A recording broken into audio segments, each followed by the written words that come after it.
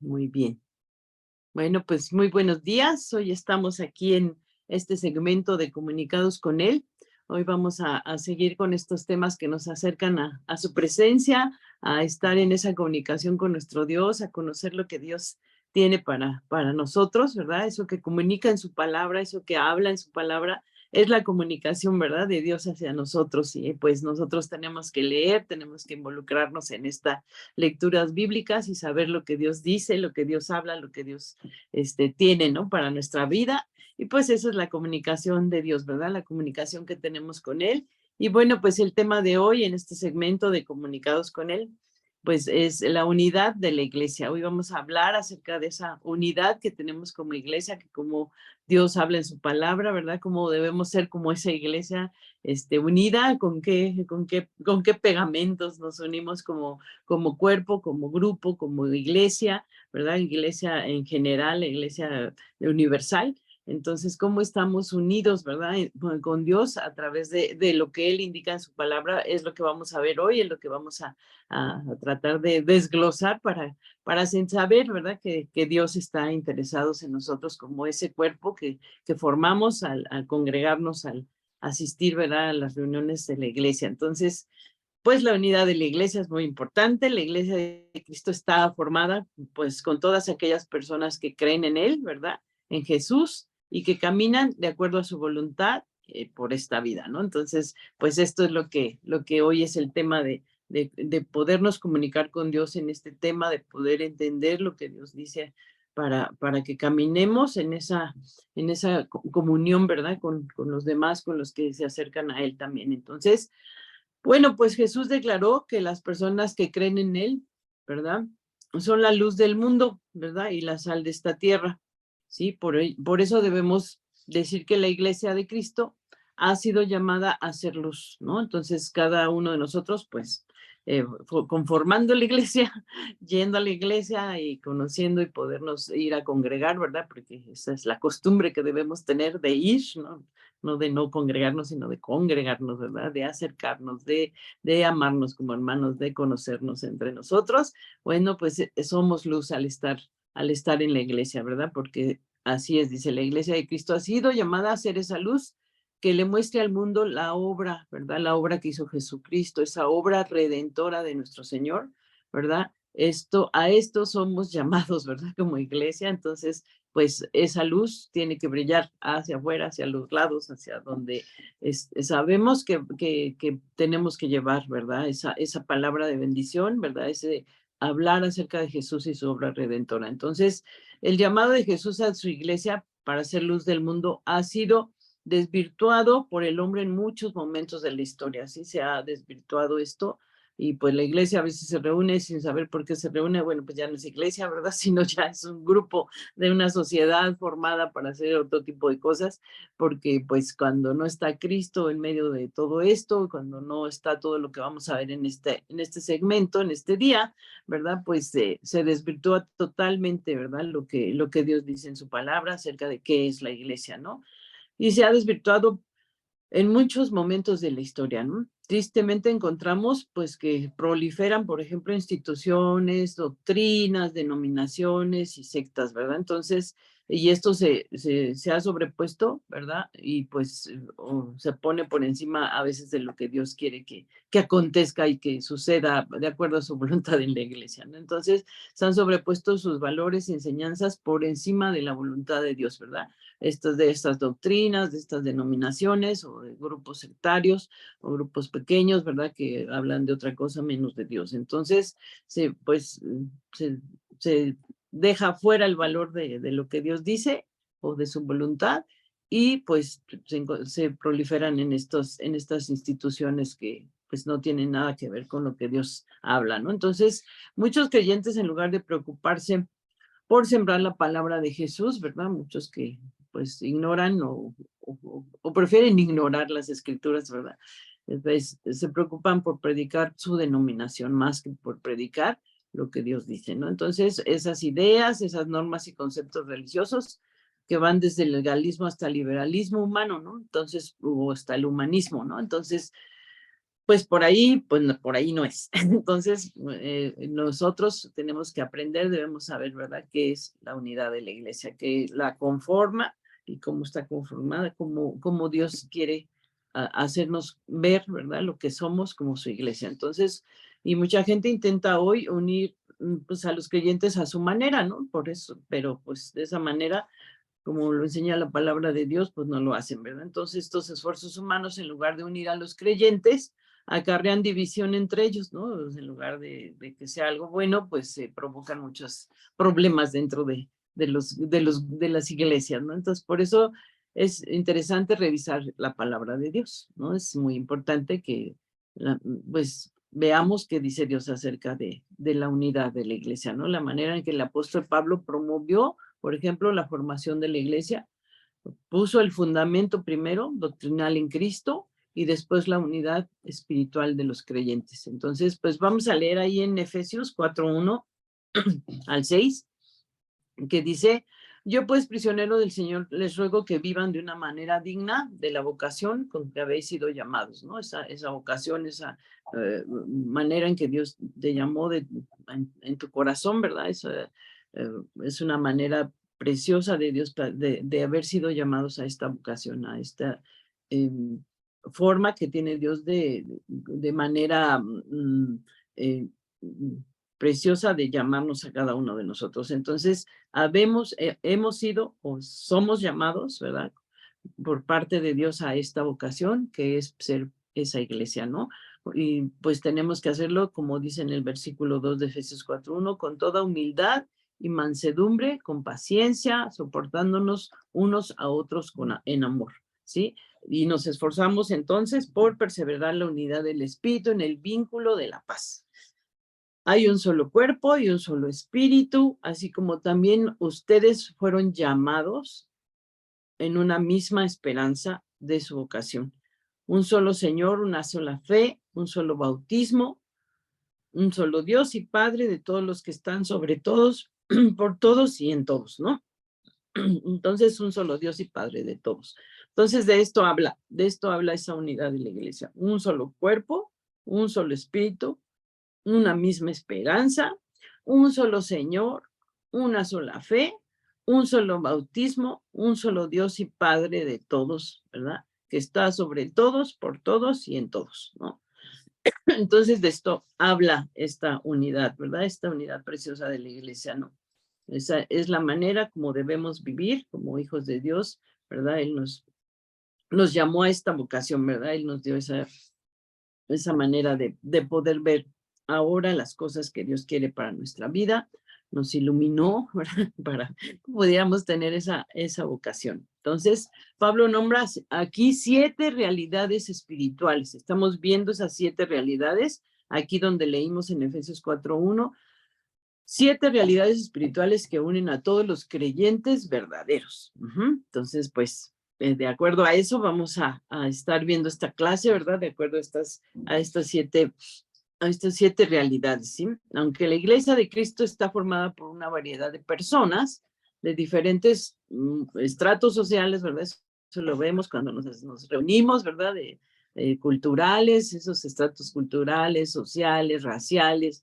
Lo que sostiene la unidad de la iglesia son verdades que todos tienen en común, ¿sí? Estas verdades que habla la palabra, estas 7 verdades que estamos hoy tomando y considerando en cuenta, ¿verdad? Para que nuestra vida pues pueda ser plena en esa reunión, en ese caminar con Cristo, en esa vida en Cristo que tenemos ahora en la iglesia también, ¿verdad? Entonces, es lo que sostiene la unidad de la iglesia, esas verdades, ¿verdad?, que debemos tener todos en común para hacer esa luz al mundo, para hacer esa sal en la tierra, para hacer y edificar y llevar la palabra de Dios a otros, ¿verdad? Entonces, para empezar a conocer más acerca de los que te rodean, que están contigo, que pues se reúnen, que socializas con ellos, que estás ahí en esa unidad preciosa de parte de Dios, ¿verdad? Que es la iglesia. Entonces, bueno, en el cielo nadie será visto como rico o pobre, ¿verdad? Como negro o blanco, todos formaremos un solo pueblo, una sola familia, un solo templo espiritual. Sí, y así es, ¿no? Así como leíamos, ¿no? Entonces, estas 7 realidades para fundamentar la iglesia. Una de ellas es, como dice aquí, leímos en Efesios, un solo cuerpo, una de ellas, ¿no? La primera. Se refiere al cuerpo de Cristo, en donde cada creyente fue puesto allí en el momento de su conversión, ¿sí? Para formar un solo cuerpo. Cuando tú recibiste a Jesús en tu corazón, cuando tú decidiste por Cristo, cuando empezó ese vínculo, ¿verdad? Con Él, es que te volviste ese cuerpo con Cristo, te volviste en la iglesia, ¿verdad? Parte de todo esto, de todo este regalo espiritual de poder ser parte de la familia de Dios. Y se refiere entonces al cuerpo de Cristo, donde cada creyente fue puesto allí en el momento de su conversión para formar un solo cuerpo. Esta unidad del cuerpo es el modelo, ¿sí? Para los numerosos cuerpos o iglesias, ¿verdad? Locales que Dios ha establecido a través del mundo, ¿sí? Así que todo creyente es miembro del cuerpo, que es la Iglesia Universal. O sea, iglesias en todo el mundo forman la Iglesia Universal. Los creyentes en Cristo, los que están congregados en su nombre, ¿verdad? Y congregados, es cada reunión, no solo domingo, sino miércoles, martes o los días que sean, que se congrega la iglesia. Ese es el cuerpo de Cristo, ¿no? Todo creyente es miembro de ese cuerpo. Y eso es la Iglesia Universal de Cristo. Aquí en México, en Colombia, Venezuela, en donde se reúnen, ¿verdad? Donde sea de parte del mundo, en Europa, en España, en Italia, no sé, Brasil, en Hawái, ¿no? Todos ahí congregados formando la Iglesia Universal, ¿no? De Cristo, y también es miembro de su iglesia, cada uno de los creyentes, ¿no? Es miembro de esa iglesia. Tú y yo somos miembros de esa iglesia universal, ¿verdad? También de esa iglesia universal y de esa iglesia local, ahí, ¿verdad? Somos miembros de ese cuerpo, porque es allí donde se ejercitan los dones espirituales, ¿verdad? Y ayuda a conocer a otros, ¿no? Ujú. Y ayuda también a crecer, ¿sí? Ayuda, pues, a otros a crecer también, ¿no? Nos ayuda a crecer a nosotros también el estar, ¿verdad? Congregados y teniendo estando en esta iglesia. Entonces, todo creyente, o sea, yo o tú, ¿verdad? Somos miembros de ese cuerpo, ¿sí? Cuando estamos reunidos, cuando estamos congregados, de la iglesia universal y de la iglesia local. Entonces, ahí también vamos a leer en 1 Corintios 12 al 26, dice, porque así como el cuerpo es uno y tiene muchos miembros, pero todos los miembros del cuerpo, aunque son muchos, constituyen un solo cuerpo. Así también es Cristo, pues por un mismo espíritu todos fuimos bautizados en un solo cuerpo, ¿verdad? El cuerpo no es un solo miembro, sino muchos, ¿sí? Dios ha colocado a cada uno de los miembros en el cuerpo, ¿sí? Y bueno, si continúa diciendo, ¿verdad? Acerca de esto, que no haya división, ¿verdad? Entre nosotros, a fin de que el cuerpo no haya división, y si un miembro sufre, todos los miembros sufren con él, como sabemos, ¿no? O sea, si vemos nuestro cuerpo, si te pegas en el dedo chiquito del pie, ¿verdad? Pues todo te duele, ¿no? Te duele, si te duele una muela, te duele todo, te duele la cabeza, te duele todo, ¿no? Todo el cuerpo se duele. Entonces, si un miembro sufre en la iglesia igualmente, si sabemos de alguien que está sufriendo, ¿verdad? Todos tenemos que apoyarlo, orar por él, ¿verdad? Estar atentos a la necesidad también de lo que hay en el cuerpo, ¿no? Entonces, ese miembro debe ser honrado, ¿verdad?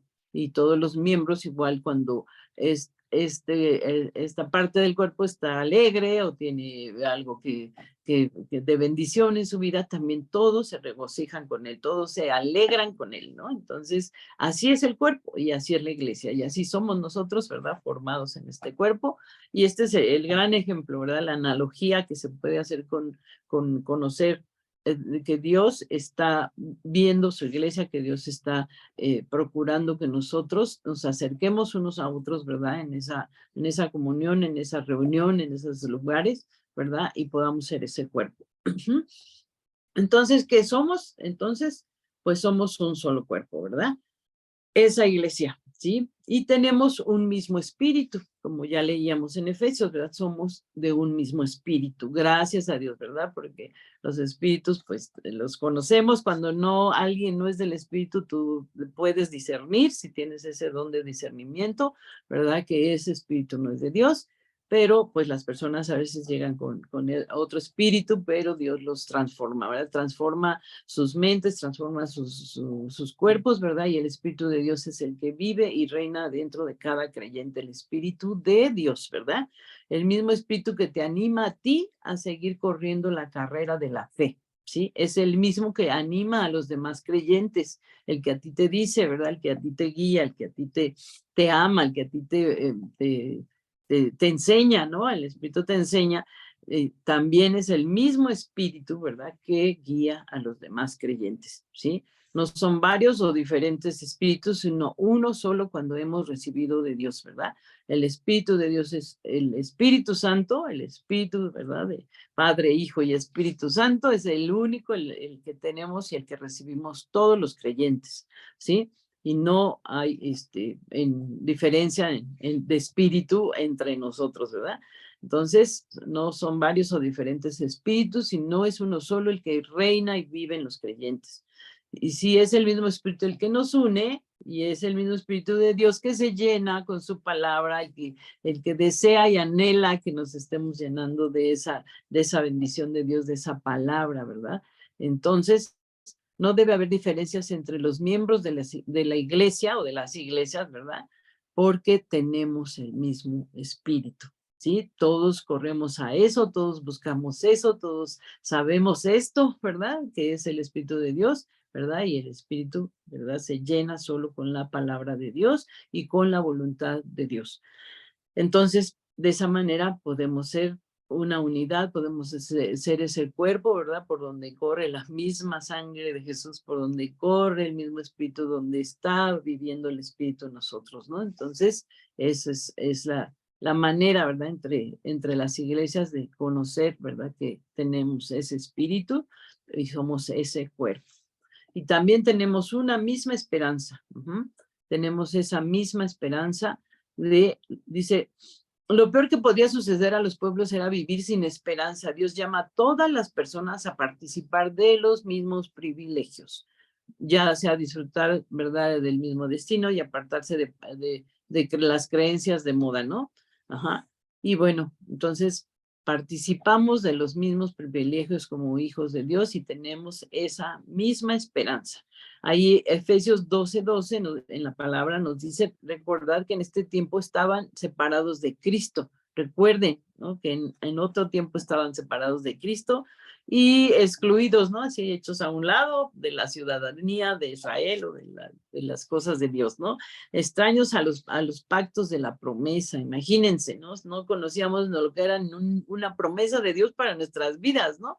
O sea, así como que, pues tú te inventabas tu día a día o te inventabas tus cosas, pero no sabías que tenías las promesas de Dios para ti, ¿no? Porque estábamos, ¿verdad? Separados de Cristo, no teníamos esperanza, ¿verdad? Y dice que somos de una misma esperanza cuando somos el cuerpo de Cristo y no teníamos a Dios, o sea, pues que no teníamos nada, ¿verdad? Estábamos ahora sí que sin darnos cuenta, sí, pues en desierto total, ¿verdad? De vida y sin Dios en el mundo. Entonces, les leo nuevamente lo que dice Efesios. Recuerda que en ese tiempo estaba separado de Cristo, excluidos de la ciudadanía de Israel, extraños a los pactos de Dios, ¿verdad? Porque también los pactos son importantes, ¿no? Lo que Dios habla, ¿verdad? De aquí a la eternidad, lo que va a suceder, esos pactos que Dios ha ido haciendo, ¿verdad? Entonces, y lo que seguirá haciendo. Dice, y dice a los pactos de la promesa sin tener esperanza y sin Dios en el mundo, ¿sí? Entonces, los pensadores griegos no creían en la esperanza, fíjense. Ellos no pensaban que la esperanza era algo como lo que Dios nos declara en su palabra y lo que nos hace seguir adelante, nos hace confiarnos en sus manos, en las manos de Dios, ¿verdad? Como o sea, los griegos no creían en la esperanza como una virtud, ellos lo veían más bien como una ilusión. Esa corriente, pues, penetró también en la iglesia y produjo mucha confusión y desánimo, ¿sí? El que no tengas esperanza confunde mucho. Y yo no sé, la gente que pues tiene mucha angustia, mucha necesidad, o está en depresión, o que quiere a veces hasta suicidarse por ese desánimo, por esa confusión, ¿verdad? Porque no siente que haya esperanza en este mundo, ¿no? Y se complica todo, ¿verdad?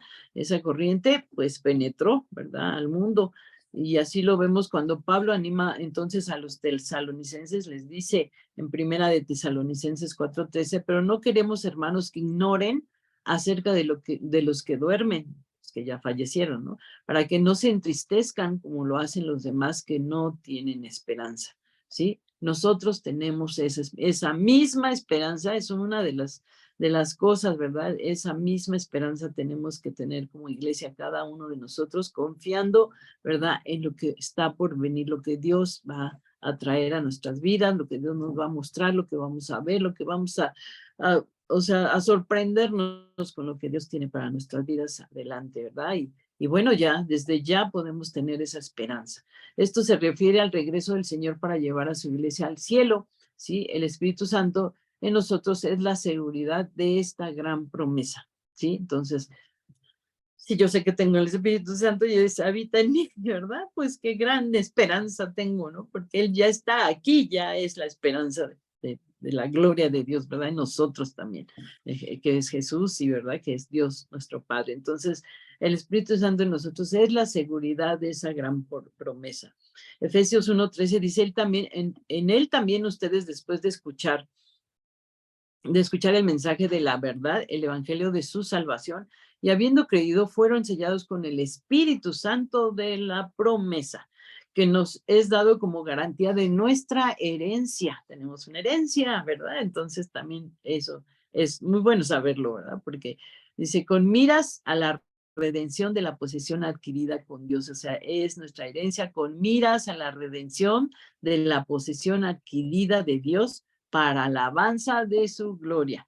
Entonces, Pablo aquí implica, ¿verdad? Pablo implica aquí que el creyente que se da cuenta de la existencia de un solo cuerpo, que anda en el espíritu y que espera el regreso del Señor, es un pacificador y no alborotador, ¿verdad? Entonces, pacificamos, vivimos, tenemos una vida plena por esa bendita esperanza, ¿verdad? Entonces, como hijos de Dios debemos saber que tenemos esperanza, que no estamos inventando nosotros algo, que Dios está hablando en nuestras vidas, se comunica con nosotros y nos dice esto, ¿no?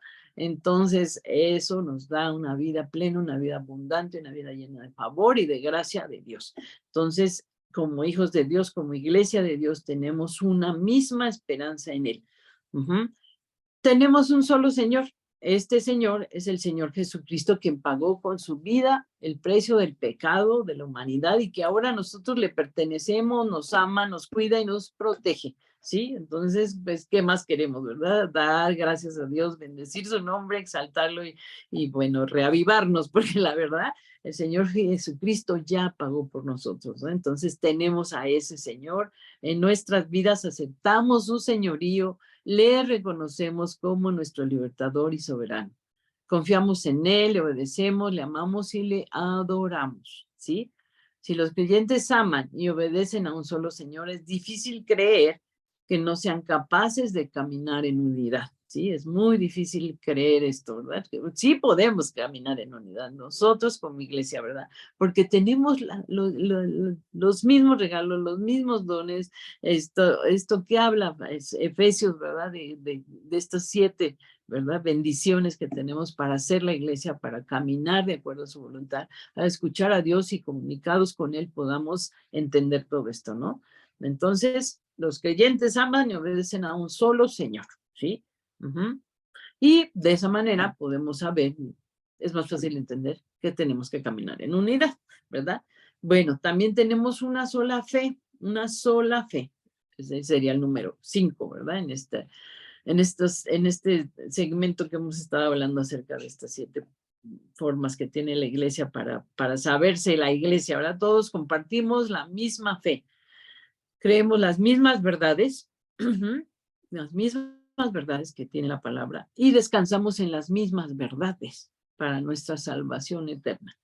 Cristo depositó en su iglesia la fe, pero Judas lo llama la fe que ha sido una vez dada a los santos, ahí en Judas, ¿verdad? Judas lo llama la fe que ha sido una vez dada a los santos. Entonces esta fe ya nos fue dada, ¿verdad? En Judas 3, ahí en el libro de Judas, podemos leer que dice, amados hermanos, yo he tenido un gran deseo de escribirles acerca de la salvación que tenemos en común.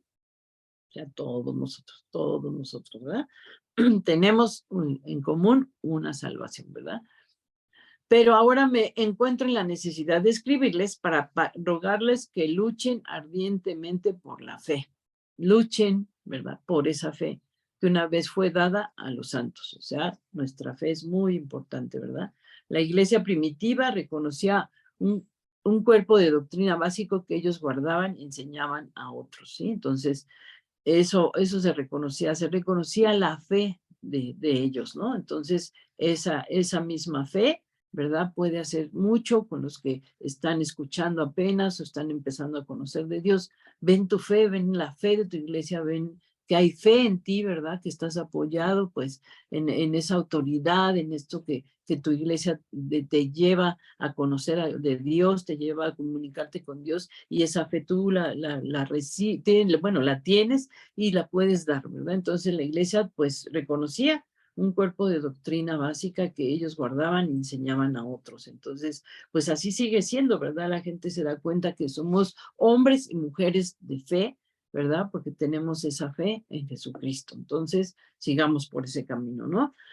Y en 2 de Timoteo 2:2 dice, el que tiene oído de mí en la presencia de muchos testigos, eso encarga a hombres fieles que sean idóneos para enseñar también a otros. Los creyentes pueden tener diferentes perspectivas de algunos pasajes de la Escritura, pero deben estar de acuerdo en cuanto a la fe en Dios, ¿sí? Y tenemos un solo bautismo, y bueno, un solo bautismo, ¿verdad? También somos bautizados, ajá. Todos los creyentes en Cristo pasan a formar parte de su iglesia y comparten el mismo bautismo, esta ceremonia externa por medio de la cual los creyentes confiesan públicamente su fe en Jesús, ¿verdad? Y a través del bautismo cada creyente da testimonio visual de que es uno en Cristo, en su muerte, resurrección, ¿verdad? La pregunta sería, ¿por qué viven desunidos? Entonces, si tenemos todo esto, ¿verdad? Satanás ataca la unidad, acuérdense, entre los creyentes y la unidad de la iglesia. Si nosotros como cristianos velamos por la unidad de la iglesia, el diablo huirá de ahí por esa unidad, ¿verdad? Porque esa unidad debe ser prioridad para nosotros como creyentes. Y bueno, el número 7, final, ¿verdad? Un solo Dios y Padre de todos. Dios es nuestro Padre, ¿sí? Dios es nuestro Padre. Está sobre todos, actúa en todos y a través de todos, ¿sí? Somos hijos de la misma familia, que amamos y servimos al mismo Padre. Ajá. Debemos ser capaces de andar en unidad entonces, así como en una familia terrenal, ¿verdad? Los diferentes miembros tienen que dar y recibir al fin de guardar una unidad en el hogar. La familia celestial de Dios debe hacer lo mismo. Entonces, si tú tienes ahí a tu prójimo, a tu esposo, a tus hijos, a todos ellos viviendo todos en esa unidad de la fe, en esa unidad de la esperanza, en esa unidad del bautismo, de todo lo que ya leímos, ¿verdad? Nosotros podemos entender que somos hijos de Dios y poder tener una relación desde esa profundidad que habla esta palabra, ¿no? Es necesario entonces entender que la división no es un virus que viene de afuera. La división es un cáncer que se genera dentro y es nuestra responsabilidad que velemos y examinemos nuestros corazones, ¿sí? Si Dios te ha hablado algo con este mensaje, pues para que promuevas la unidad de la iglesia. Ve con tu hermano, ve con tu prójimo, ¿verdad? Y luego con Dios y ponte de acuerdo. Si tienes esto, si caminas con los mismos, ¿verdad? Beneficios de lo que Dios ya nos ha dado como unidad en la iglesia, podemos desde la familia hasta cuando estamos en nuestra iglesia, cuando estamos en nuestras reuniones, hacer esa unidad, ¿verdad? Hacer esa unidad. Estamos en lo mismo, ¿verdad? Somos hijos de Dios y pues esto es lo que es para este día, ¿verdad? Que sepamos, ¿verdad? Que somos un cuerpo en Cristo, ¿verdad? Y podemos caminar en unidad. Pues yo les agradezco por su atención, les bendigo y que Dios forme en ustedes cada uno de estos preciosas enseñanzas, ¿verdad? Las ponga en su corazón y las puedan llevar, ¿verdad? Y bendecir a la iglesia y ser un cuerpo en Cristo. Que Dios les bendiga. Nos vemos pronto y pues hasta el próximo jueves en Comunicados con Él. Gracias. Bendición.